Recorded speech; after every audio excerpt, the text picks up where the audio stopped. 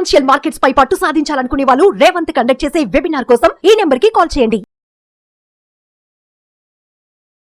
నమస్తే, welcome to Suman TV. నేను విష్ణు. ప్రస్తుతం పాటు QPFP qualified personal finance professional Chakravarthy గారు ఉన్నారు. వారితో మాట్లాడదాం. సార్ చక్రవర్తి గారు నమస్తే. సార్ నమస్తే విష్ణు గారు. సార్ చక్రవర్తి గారు, ఈ ఎపిసోడ్ లో ఎక్స్క్లూజివ్ గా బంగారం ధరల గురించి మాట్లాడుకుందాం. ఈ బంగారం ధరలు అనేవి ఒక రోజు పెరుగుతుంటాయి, ఒక రోజు తగ్గుతుంటాయి. గట్టిగా చెప్పాలంటే ఒక 4-5 రోజులు కూడా ఒకే రేటు మీద బంగారం ఎప్పుడు ఉండదు. ఒక రోజు పెరుగుతుందంటారు, ఒక రోజు తగ్గుతుందంటారు, పొద్దున పెరిగిందంటారు, సాయంత్రం తగ్గిందంటారు. కాబట్టి ఎందుకు బంగారం ధరల్లో ఇంతలా వ్యత్యాసం వస్తుంటుంది అంటారు? ఎటువంటి కారణాలు ఇటువంటి ధరల వ్యత్యాసానికి దోహదపడుతుందంటారు అసలు? విష్ణు గారు, మంచి టైంలో ఈ టాపిక్ తీసుకొచ్చారండి. Correct time actually. మీరు బంగారం ధరలు చూస్తే లాస్ట్ 1 year లో బాగా పెరిగాయండి. మనం చూస్తూనే ఉన్నాం, బంగారం ధర చాలా పెరిగింది అని చూస్తూనే ఉన్నాము న్యూస్ లో. సో ఈ పెరుగుదలకు కారణాలు చాలా ఉంటాయండి. ఒక వన్ ఫ్యాక్టర్, ఒక సింగిల్ ఎలిమెంట్ అనేది ఉండదు. ఇంపార్టెంట్ గా చూసుకుంటే ఎక్స్టర్నల్ ఫ్యాక్టర్స్ అంటే వరల్డ్ వైడ్ చూసుకుంటే చాలా జియో పొలిటికల్ టెన్షన్స్ నడుస్తున్నాయండి. ప్రపంచంలో ఎక్కడ చూసినా టెన్షన్స్, కాన్ఫ్లిక్ట్స్ ఉన్నాయి ఇప్పుడు ఉన్న సిచ్యువేషన్ లో. For example Ukraine Russia war అండి, ఇప్పుడు 1000 days అయింది, ఇంకా నడుస్తూనే ఉంది. ఇంకోవైపు మిడిల్ ఈస్ట్ లో ఇజ్రాయెల్ హమాస్, అది ఇంకా స్ప్రెడ్ అయ్యి మొత్తం మిడిల్ ఈస్ట్ లో ఇరాన్ ఇజ్రాయెల్ మధ్యలో అవుతుంది. సో ఎక్కడ చూసినా ఏదో కాన్ఫ్లిక్ట్, ఏదో వార్, చాలా సెన్సిటివ్ టైమ్స్ లో ఉన్నామండి. సో ఎప్పుడెప్పుడైతే ఈ వార్, ఈ కాన్ఫ్లిక్ట్స్ ఉంటాయో, జియో పొలిటికల్ టెన్షన్స్ ఉంటాయో, అప్పుడప్పుడు గోల్డ్ ప్రైసెస్ అనేవి పెరుగుతాయండి న్యాచురల్ గా. అంటే ఈ సప్లై చైన్ లో ఒక డిస్టర్బెన్స్ క్రియేట్ అవుతుంది. అంటే గోల్డ్ అనేది ఒక సేఫ్ హెవెన్ అండి. మీరు చూసుకుంటే సేఫ్ హెవెన్ అంటే గోల్డ్, మీకు ఎప్పుడైనా గోల్డ్ కి ఆ వాల్యూ ఉంటుంది. అంటే అది మనమైనా చూసుకోండి, ఇన్ఫ్లేషన్ పెరిగినప్పుడు గోల్డ్ మనం హెడ్జింగ్ కోసం గోల్డ్ అని యూజ్ చేస్తాము. ఓకే, అన్సర్టనిటీస్ ఉన్నప్పుడు గోల్డ్ అనేది మనకు పనికొస్తుంది. అలానే పెద్ద పెద్ద దేశాలు కూడా గోల్డ్ రిజర్వ్స్ అని పెట్టుకుంటాయి. ఎందుకంటే గోల్డ్ కున్న వాల్యూ తగ్గదండి. బంగారం ఎప్పటికైనా బంగారమే. అది ఇప్పటి నుంచి కాదండి. మనం చూసుకుంటే మన సెంచరీస్ ను చూసుకుంటే గోల్డ్ రేట్స్ అనేది, బంగారం అనేది తన వాల్యూ హోల్డ్ చేస్తుంది. సో అందుకే బంగారం అనేది ఒక సేఫ్ హెవెన్. సో ఇలాంటి సిచ్యువేషన్ లో ధరలు అనేది పెరుగుతాయండి. ఇంకోటి మనం చూసింది ఏంటంటే ఈ మెయిన్ US ఎలక్షన్స్ కూడా ఉన్నాయి మధ్యలో.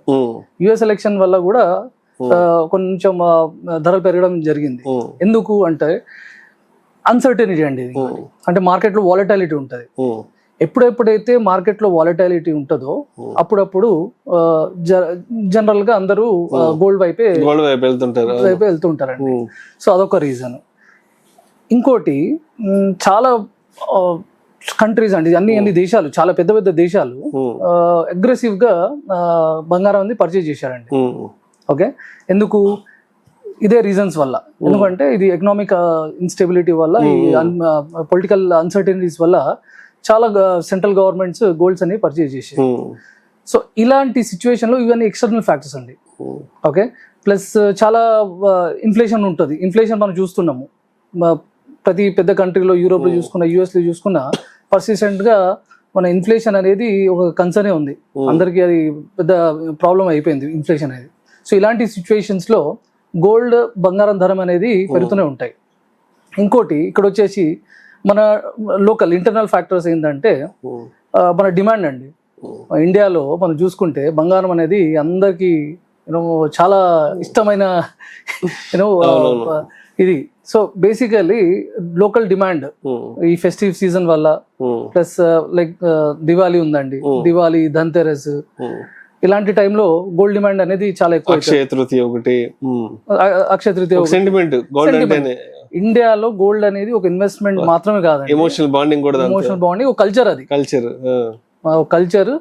దాంట్లో మనం దివాళీ అయినా, మన దసరా అయినా, ధన్తెరస్ అయినా మనం చూసుకుంటే డిమాండ్ అనేది పెరుగుతుంది. అది కాకుండా స్పెషల్లీ వెడ్డింగ్ సీజన్స్ లో మీరు గోల్డ్ పర్చేస్ చూసుకుంటే చాలా ఎక్కువ ఉంటుందండి. ఇప్పుడు వెడ్డింగ్ లో, ఇప్పుడు జ్యువెలరీ బిజినెస్ లో 50 to 55% బిజినెస్ వచ్చేది వెడ్డింగ్ సీజన్స్ లో.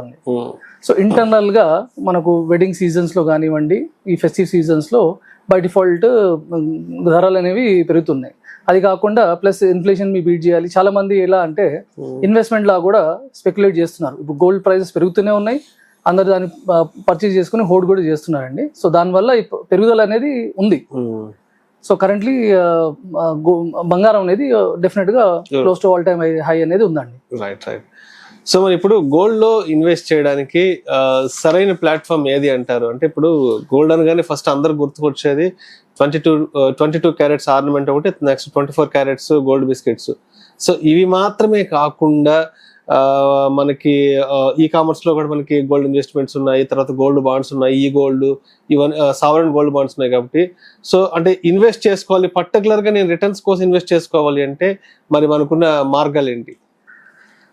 సో మనం గోల్డ్ లో ఫస్ట్ ఎందుకు ఇన్వెస్ట్ చేయాలి, ఎలా ఇన్వెస్ట్ చేయొచ్చు అనేది తెలుసుకుంటే అండి మనం గోల్డ్ లో ఇన్వెస్ట్ హాయిగా చేసుకోవచ్చు అండి. ఒకప్పుడు మనకు ఆప్షన్స్ లేవండి. గోల్డ్ లో ఇన్వెస్ట్ చేయాలంటే ఫిజికల్ గోల్డ్ మాత్రమే ఉంది. ఇప్పుడు అనేది చాలా ఎఫిషియెంట్ ఆప్షన్స్ ఉన్నాయి, అది నేను డిస్కస్ చేస్తాను. కానీ ఫస్ట్ అసలు గోల్డ్ లో ఇన్వెస్ట్ ఎందుకు చేయాలి, మనం ఎందుకు చేయాలంటే ఇంతకుముందు నేను చెప్పినట్టు పెద్ద పెద్ద దేశాలే గోల్డ్ ని రిజర్వ్స్ లో పెట్టుకుంటాయండి. ఓకే, అది ఇన్ఫ్లేషన్ బీట్ చేయనిక లేకపోతే ఎకనామిక్ ఇన్స్టెబిలిటీ ఉన్నప్పుడు.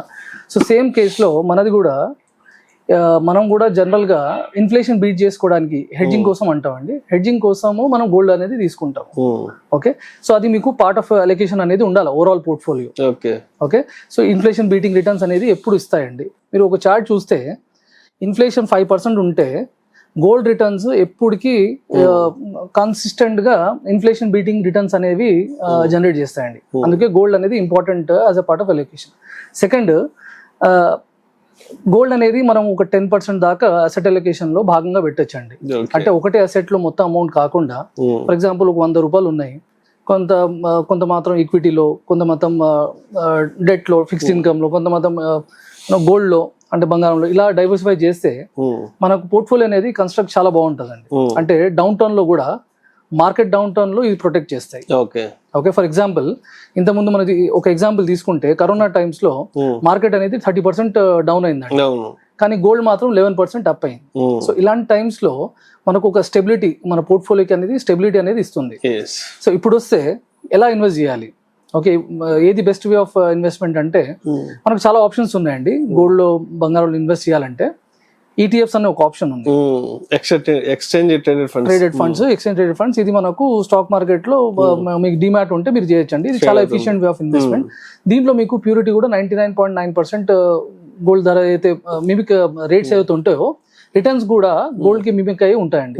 సో మీకు రిటర్న్స్ వైజ్ ఇన్వెస్ట్మెంట్ చేయాలి, నాకు ఫిజికల్ గోల్డ్ అవసరం లేదు అన్నప్పుడు ఇలాంటి ఆప్షన్ చూడొచ్చండి.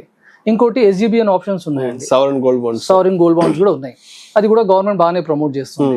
ఇంకోటి ఫండ్ ఆఫ్ ఫండ్ అని ఉంటుందండి. అంటే మీకు డిమాట్ అకౌంట్ లేదు, మీరు గోల్డ్ లో ఇన్వెస్ట్ చేయాలి, గోల్డ్ రిటర్న్స్ బాగున్నాయి, నేను గోల్డ్ రిటర్న్స్ తీసుకోవాలంటే ఫండ్ ఆఫ్ ఫండ్ అంటే మీరు మ్యూచువల్ ఫండ్ త్రూ కూడా గోల్డ్ లో ఇన్వెస్ట్ చేయొచ్చు.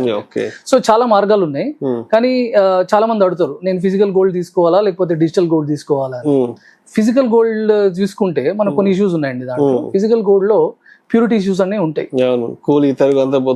కరెక్ట్, 20% పోతుంది. అంటే ప్యూరిటీ ఇష్యూ అంటే మీకు జ్యువెలరీ తీసుకుంటే జ్యువెలరీలో మీకు తీసుకున్నప్పుడు ఒక రేట్ ఉంటుందండి, మీరు వెయిట్ బట్టి మొత్తం మీరు పే చేస్తారు. కానీ ఎప్పుడైనా దాన్ని సెల్ చేయాలంటే ఆ ఇంప్యూరిటీస్ తీసేస్తారండి, వెయిట్ అనేది తగ్గుతుంది. సో అలా మీకు వాల్యూ అనేది తగ్గి వస్తుంది. కాస్ట్ వైజ్ చూసుకున్నా కానీ ఫిజికల్ గోల్డ్ లో మీరు మేకింగ్ చార్జెస్ అని ఇలాంటి చార్జెస్ దాంట్లో అప్లై అవుతాయండి. కానీ దీంట్లో మీరు గోల్డ్ రిటర్న్స్ లో ETF ఉన్నా, ETF లో పెట్టుకుంటే అలాంటివి ఏమి ఉండవండి. లిక్విడిటీ వైజ్ కూడా ETFs లో మనం T+2 days లో మనకు అమౌంట్ అనేది వచ్చేస్తుందండి. సో ఎన్ని విధాలుగా చూసుకున్నా ఇప్పుడు న్యూ ఏజ్ ట్రెండ్ ఏంటంటే ఇన్వెస్ట్మెంట్ గోల్డ్ లో ఉండాలి, రిటర్న్స్ బాగా రావాలి, ఫ్లెక్సిబిలిటీ ఉండాలి అంటే మీరు గోల్డ్ ETFs ని ప్రిఫర్ చేయండి ఇన్స్టెడ్ ఆఫ్ ఫిజికల్ గోల్డ్. అదండి. Right, thank you sir, thank you so much Chakravarthy గారు. ఈ బంగారం ధరల్లో ఇంతలా వ్యత్యాసం ఎందుకు వస్తుంది, అదేవిధంగా కేవలం 22 క్యారెట్స్ 24 క్యారెట్స్ మాత్రమే కాకుండా ఇన్వెస్ట్ చేసుకోవడానికి ఇక ఈ మిగతా వివిధ మార్గాలు ఏమున్నాయి అన్న దాని గురించి చక్కగా తెలియజేసి thank you so much sir. Thank you Vishnu గారు, థ్యాంక్ యూ.